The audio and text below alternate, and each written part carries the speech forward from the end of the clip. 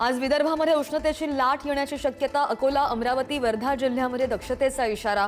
अकोल्यामध्ये काल उच्चांकी 46.9 अंश सेल्सिअस तापमानाची नोंद, तर अमरावतीमध्ये 46.8 अंश सेल्सिअस तापमान.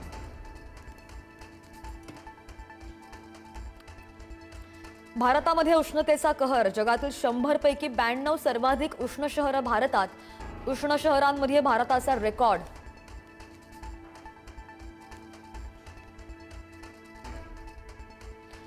रिक्षा चालकांना मराठी अनिवार्य करण्यासंदर्भात आज मंत्रालयामध्ये बैठक.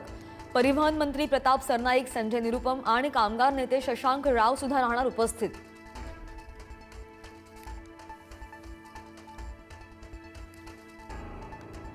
मराठी भाषा आणि अस्मितेच्या नावाखाली समाजामध्ये द्वेष निर्माण करू नका. भीम आर्मीचा अमित ठाकरेंना इशारा. मराठीच्या नावाखाली गुंडगिरी केल्यास आंदोलनाचा इशारा.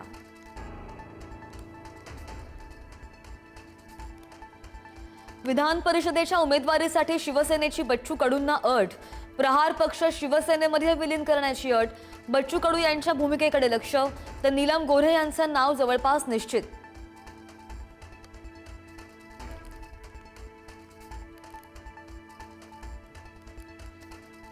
रोहित पवार उद्या पुण्यामधल्या सीआयडी ऑफिसला भेट देणार.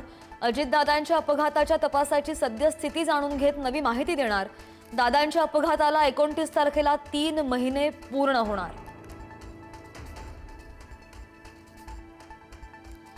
अशोक खरातला आज पुन्हा न्यायालयात हजर केलं जाणार. 7व्या गुन्ह्यामध्ये पोलीस कोठडीची एसआयटी मागणी करणार. काल 6व्या गुन्ह्यामध्ये खरातला 14 दिवसांची न्यायालयीन कोठडी.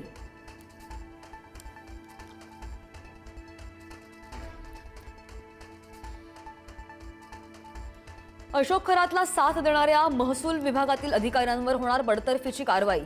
महसूल मंत्री चंद्रशेखर बावनकुळेंचा इशारा.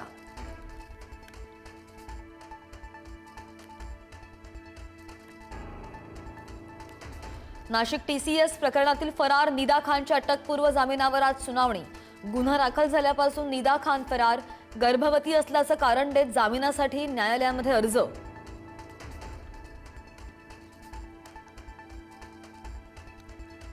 अमरावतीच्या परतवाडा लैंगिक अत्याचार प्रकरणामध्ये नवी घडामोड. आणखी एका पीडितेची अन्याय झाल्याची एसआयटीला माहिती.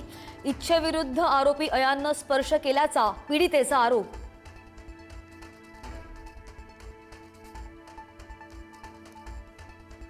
शिकूया एआयची क्रांती. चला करूया MSCIT.